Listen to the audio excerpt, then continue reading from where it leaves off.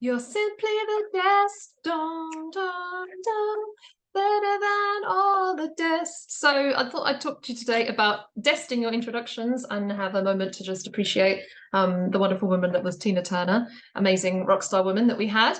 But introductions is what I'd like to talk to you about, because looking through some of the essays I've marked recently and also the work I've done with our mentees before, introductions have been a really important thing to work on together, because it's such a good way to sort of start your argument. You're making your introduction to your examiner through this paragraph, aren't you? You're setting out what you're thinking and what your argument's going to be. It's also a great opportunity to show the key scholars you're going to talk about. Some of these topics have got so many scholars that part of the job is really picking who you're going to write about. And your introduction is a chance to set that out and show who it is you're going to be speaking about.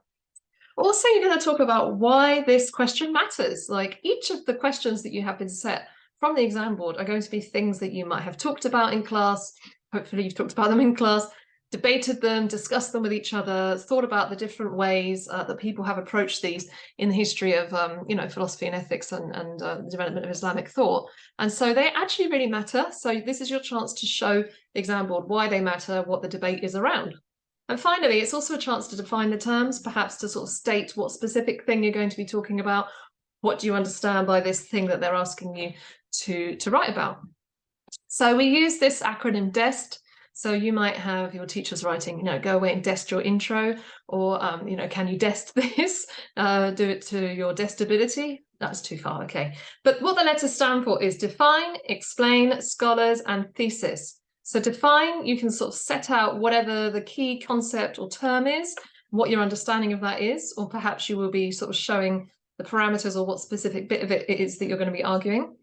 You're going to explain why it matters. And the phrase I like to use is, this is debated because there is a debate. It doesn't mean there's always like black and white, yes or no, but there are a range of views on this topic. So why? What is it that matters about it? What is the crux of this issue, this question you've been given? S for scholars and scholarly approaches. Doesn't always have to be scholars' names. Sometimes you may be asked for a specific scholar. Sometimes it's not, and you can say scholars' names, Hick, Irenaeus, Aquinas, Swinburne, but sometimes you could just give the approaches. Like, you could say, utilitarians would argue that, feminists would argue that. You can give a sort of general approach rather than the Mutazilites and the Asherites would argue that, rather than specific names, although you could also use specific names. And then finally, your thesis. So this is your line of argument. What are you going to be arguing? We don't want essays that are like a big secret until you get to the end. Da, da, da, da, this is what I think. No, the essay has that running throughout. You are showing that argument throughout. I like to say an essay is like a washing line, and you've got the pole this end, the pole that end, and the line in the middle. And it's going to fall down if it's not at both ends, the introduction and the conclusion. And your line is where you hang your paragraphs, the clothes. So that's how my metaphor works, okay? So the introduction has to set that out. And I've read too many introductions recently that sort of say, this essay will argue the fors and against. This essay will present the supporting and the criticisms of. Of course it's going to do that. It's an essay. You are setting out here what your essay is actually going to argue. So should we have a look at some examples? So what about this one? The problem of evil proves there is no God. So first of all, we have to sort of check, okay, this proves there is no God. Okay, so we're going to come back and check we got that right in the right way when we get to the end with our thesis. So what is the problem of evil? It refers to the challenge posed to theists, so people who believe in a theistic God, or the God of classical theism, why that God allows suffering. Okay.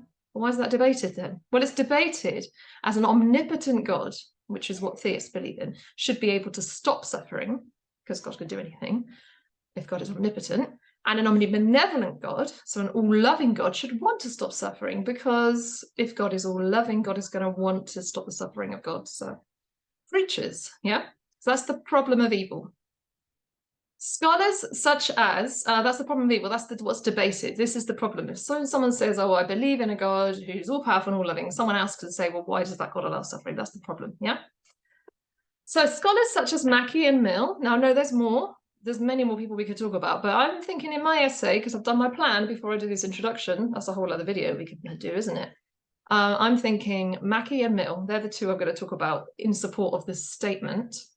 Would support the statement that the problem of evil proves there's no God. Whereas Hick and Augustine, okay, they're the two I'm thinking I'm going to write about their solutions, which is called a theodicy. So I could say theodicy, so I'm saying here they offer these solutions for the theist. These are the different scholars I'm going to talk about. This essay will argue those solutions are successful. So I'm going to be arguing for the existence of God, I guess, yeah, or for those theodicies solving the problem. So this essay will argue these solutions are successful and that the problem of evil does not prove there's no God. So at the end, you've got all those negatives. So do be careful with them when you see them in essay questions. Secondly, let's have a go at an Islam one. Women were of little importance in early Islam. Evaluate that claim. Okay, now sometimes these are trickier to do, some people feel, although we can still do amazing essays on Islam, but sometimes we find it tricky to kind of have those different sides. So let's see how I'm going to tackle it here.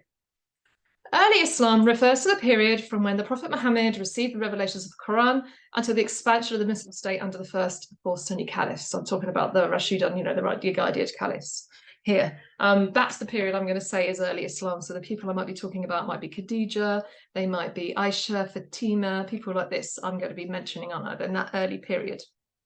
It is debated as to how important women were during this period, as much of the discussion centres around men during this time. So a lot of the discussion, it seems, people talk a lot about the actions of men. What did this caliph do? What was that battle? All this stuff to do with the men. So that's perhaps why it's debated. Scholars such as Amina Wadud and Leila Ahmed would argue that women were extremely important during this period, whereas traditionalists may argue that they were not. This is hard because I don't know any Muslims who'd say they weren't important, but I think that's a way you could bring in a different view and say, well, some traditions may say that women weren't as important as the men. Yeah. This essay will argue that women were essential to the beginnings of this and continuation of Islam. So I'm going to be very much against the statement and be saying why they are in fact essential and very important. So I'm sort of setting out the key things I'm going to be saying in my essay.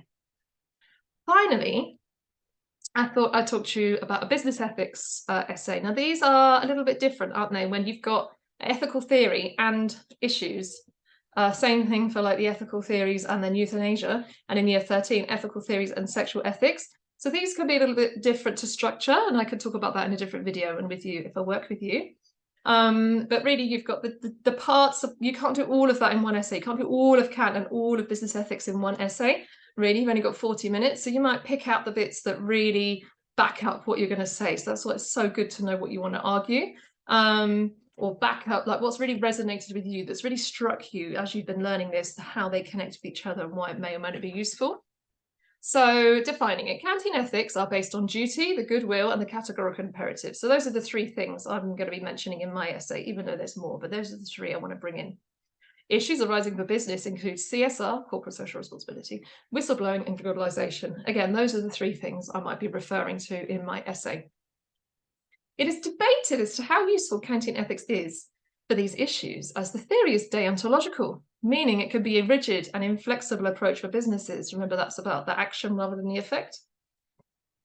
But with a focus on human dignity, it can help businesses strive to treat their workers well. And these are the two things that really come out with me when I've been looking at this and working with students. There's the two things that keep coming up about. This is kind of the real drawback, but this is the real positive. So these are like the two things I want to draw on in my essay. Scholars such as Kant and Rawls, I could just say Kantian ethicists would support this, yeah, but I'm bringing those two in. You might have heard about Rawls. If not, then you can learn about him and his idea of the veil of ignorance. There's a kind of Kantian view that you could apply to business ethics, I think. Would argue Kantian ethics are the best approach for dealing with issues arising from business ethics, whilst Bentham and Mill and other utilitarians would disagree. So I can bring in utilitarianism, but it's not in the question. So do not go off on a long, epic, beautiful essay about utilitarianism. That's not going to get you the marks. Another video we can do about that. I can bring it in, but I've got to keep bringing it back to Kant. Thesis. This essay will argue that despite its flaws, so I'm recognizing that it's not 0 to 100%. It's not completely black or white, you know. So many of our theses can kind of go somewhere on that spectrum. It's not perfect, but it has got its strengths, yeah. Despite its flaws, Kantian ethics does provide the best approach at aiming, as it's aiming at a high level of dignity and respect for all humans that can be easily lost in the business world. And that's kind of what I think, actually, yeah. Easily in business, we can sort of forget that dignity and start using each other as a means to an end, can't we?